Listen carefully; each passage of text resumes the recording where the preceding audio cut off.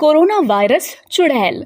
उज्जवल नगर वासी को अभी कुछ समय पहले ही कोरोना जैसी महामारी से मुक्ति मिली थी। अब सभी गांव वाले चैन से अपनी जिंदगी जी ही रहे थे। उसी गांव में आशा नाम की एक औरत अपने पति शिव के साथ रहा करती थी। आशा को घूमना और शॉपिंग करना बड़ा पसंद था। ऐसे ही एक दिन आशा अपनी फ्रेंड नीतू को फोन करती है और बोलती है, क्या नीतू, तू घर में बोर नहीं होती क्या? अब तो कोरोना वायरस भी खत्म हो चुका है, फिर भी तू दुल्हन की तरह घर पर बैठी हुई है। अरे यार क्या करूँ, टाइम ही नहीं मिल पाता। तुझे तो पता है ना मैं कितनी बिजी रहती हूँ। वैसे तो इन बातों को छोड़, तू मुझे बता, आज इतने दिनों बाद तूने मुझे कैसे कॉल किया? अरे यार अब तो कोरोना खत्म हो चुका है, तो तुझे तो मालूम है कि कोरोना की वजह से सब कुछ बंद था। पूरे शहर में लॉकडाउन लगा हुआ था, जिस वजह से मैं शॉपिंग नहीं कर पा रही थी। बहुत दिन हो गए थे शॉपिंग किए और तुझसे मिले, इसीलिए मैंने सोचा कि आज तुझे कॉल कर लूं। क्यों ना आज हम दोनों शॉपिंग पर चले? ये तो तूने बिल्कुल सही कहा आशा, मुझे भी काफी दिन हो गए इस कोरोना के चलते कुछ भी नहीं हो पा रहा था। इसीलिए अब तू रेडी हो, मैं भी थोड़ी देर में तेरे घर आती हूँ, फिर हम दोनों साथ में शॉपिंग करने चलेंगे और खूब मस्ती करेंगे। हाँ ठीक है, मैं तेरा इंतजार करूंगी, जल्दी आना। इतना बोलकर आशा अपने दोस्त का फोन रख देती है। तभी वहाँ शिव आता है और आशा से बोलता है, क्या आशा, अभी पूरी तरह से लोगों की जिंदगी पटरी पर आई भी नहीं और तुम हो कि शॉपिंग करने जा रही हो? माना कि कोरोना अब नहीं है, पर फिर भी मेरे बारे में और घर के बारे में तो कुछ सोचो। तुम्हें मालूम है अभी कितनी तंगी चल रही है। मैं कुछ भी करूं आपको उससे दिक्कत ही रहती है। मैं शॉपिंग के लिए थोड़ी ना जा रही हूँ। घर में राशन खत्म है, बच्चों के कपड़े नहीं है, स्कूल खुल चुके हैं। इन्हीं सब चीजों की तो शॉपिंग करने जा रही हूँ। सब चीजों की जरूरत तो होती ही है ना। तुमसे कोई नहीं जीत सकता बहस करने में।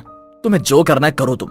शिव आशा से नाराज होकर चला जाता है। कुछ देर बाद नीतू आशा के घर आती है और वो दोनों दोस्त तैयार होकर शॉपिंग के लिए निकल जाती हैं। आशा और नीतू काफी शॉपिंग कर लेते हैं और घर की तरफ निकलती हैं। तभी रास्ते में आशा को एक जंगल दिखाई देता है। उस जंगल को देखकर आशा नीतू से बोलती है, अरे नीतू, मैं कई बार इस रास्ते से आई गई हूँ, पर इस तरह का जंगल नहीं देखा। मैंने सुना ये जंगल अंदर से बड़ा सुंदर है, क्यों ना एक बार हम इस जंगल के अंदर जाकर देखें? अरे ना पापा ना, मैं नहीं जाने वाली इस जंगल वंगल के अंदर, मुझे बहुत डर लगता है। वैसे भी रात होने को है, घर पर सब मेरा इंतजार कर रहे होंगे। वैसे मैं बहुत लेट हो चुकी हूँ, मैं घर जा रही हूँ, तू ही जा उस जंगल में। हाँ डरपोक इंसान, तू जा, मैं अकेले जाऊंगी इस जंगल में। इतना बोलकर आशा जंगल की ओर जाने लगती है। जंगल के अंदर जाने के बाद उसे किसी के रोने की आवाज सुनाई देती है। अब आशा थोड़ी और आगे जाती है और वहाँ एक औरत को सफेद साड़ी में बैठकर रोता हुआ देखती है। उस औरत को रोता हुआ देख आशा बोलती है, बहन तुम कौन हो, क्यों रो रही हो? मेरी मदद करो, मुझे कोरोना है, अगर मेरा इलाज नहीं हुआ तो मैं मर जाऊंगी। अरे ये तुम कैसी बातें कर रही हो, अब तो कोरोना खत्म हो चुका है। आशा की ये बात सुनते ही वो चुड़ैल अपने असली रूप में आ जाती है और हवा में उड़ने लगती है। चुड़ैल को अपने सामने देख आशा वहाँ से भागने लगती है, परंतु वहाँ से भाग नहीं पाती। जिसके बाद चुड़ैल उससे बोलती है, मुझे कोरोना हुआ था, मैंने और मेरे पति ने इस गांव वालों से बहुत मदद मांगी, पर किसी ने भी हमारी मदद नहीं की। इस कोरोना वायरस की वजह से मेरी जान चली गई। अब मैं इस गांव में नया कोरोना वायरस फैलाऊंगी और सभी गांव वालों को खत्म कर दूंगी, और ये काम करने में मेरी मदद करेगी तू। ये तुम क्या बोल रही हो? मुझे जाने दो, मुझे छोड़ दो, मुझे नहीं पता तुम्हारे साथ क्या हुआ है, पर मैंने कुछ नहीं किया। मैं तुझे जाने दूंगी, पर बीमारी ग्रस्त करके। हा। जिस तरह से मैं कोरोना वायरस की चपेट में आकर तड़प तड़प के मरी थी, ठीक उसी तरह तू और उस गांव के सब लोग तड़प तड़प कर मरेंगे। इसका कोई इलाज नहीं होगा, ये चुड़ैल का कोरोना वायरस है। इतना बोलकर चुड़ैल आशा के ऊपर एक जादू करती है। अब आशा के शरीर में छोटे छोटे घाव के लाल निशान हो जाते हैं। आशा थकी हुई, बुखार से तपती हुई अपने घर आती है। आशा को बीमार और बुखार में तड़पता हुआ देख शिव उसके पास आता है। मेरे पास मत आओ, अगर आपने मुझे छुआ तो ये बीमारी आपको भी हो जाएगी। कैसी बीमारी आशा? चुड़ैल का कोरोना वायरस। ये एक भयंकर बीमारी है जो कोरोना से भी ज्यादा खतरनाक। ये एक महामारी है जो मेरी वजह से पूरे गांव में फैल जाएगी। सभी लोग एक एक करके मर जाएंगे। आप कुछ कीजिए और अपने गांव को बचाइए। आशा, ये सब कुछ तुम क्या बोल रही हो? मुझे कुछ समझ नहीं आ रहा। ये कोरोना, चुड़ैल, महामारी, बीमारी, ये सब कुछ क्या है?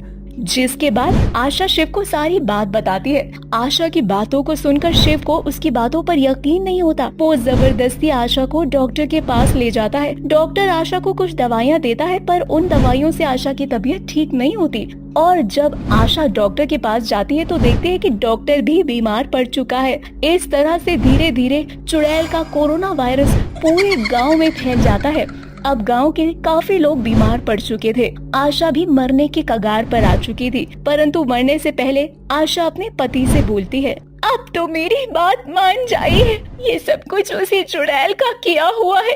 देखिए, अब मैं और ज्यादा दिन नहीं जी पाऊंगी, इसीलिए मैं आपसे बोल रही हूँ, आप पहाड़ी वाले बाबा के पास जाइए। अब वही हमें इस बीमारी और चुड़ैल से बचा सकते। कोरोना वायरस वाली चुड़ैल अपनी ये बीमारी पूरे गांव में फैला देगी, जिस वजह से गांव के सभी लोग मर जाएंगे। मुझे नहीं पता मेरे साथ रहने के बावजूद भी आपको अभी तक कुछ क्यों नहीं हुआ, पर मैं इतना जरूर समझ चुकी हूँ, हमारे गांव को अब आप ही बचा सकते हैं। आशा, मुझे माफ कर दो, मैंने तुम्हारी बात नहीं मानी। अगर मैंने तुम्हारी बात मान ली होती तो आज तुम्हारी ये हालत ना होती और ना ही गांव वाले इस चुड़ैल की कोरोना वायरस महामारी से जूझ रहे होते। पर मैं तुमसे वादा करता हूँ, मैं अपने गांव को बचा लूंगा। मैं जाऊंगा पहाड़ी वाले बाबा के पास और उन्हें सारी बात बताऊंगा। इतना बोलकर शिव पहाड़ी वाले बाबा के पास जाता है और सारी बातें पहाड़ी वाले बाबा को बताता है। जिसके बाद पहाड़ी वाले बाबा शिव के साथ उस गांव में जाते हैं और वहां के लोगों का उपचार करते हैं। साथ ही उस गांव में एक पूजा करते हैं। उस पूजा की वजह से चुड़ैल जंगल के गांव के अंदर जाती है। इसके बाद बाबा उस चुड़ैल से बोलते हैं, चुड़ैल, इस कोरोना महामारी में सिर्फ अकेली तू नहीं मरी थी, न जाने और कितने लोगों ने इस बीमारी से अपना दम तोड़ा था। परंतु तू जो कर रही है वो बिल्कुल सही नहीं है। इसकी सजा तो तुझे जरूर मिलेगी। सजा? वो भी मुझे? बाबा, कौन देगा मुझे सजा? मैं तो तुझे भी नहीं छोड़ूंगी बाबा।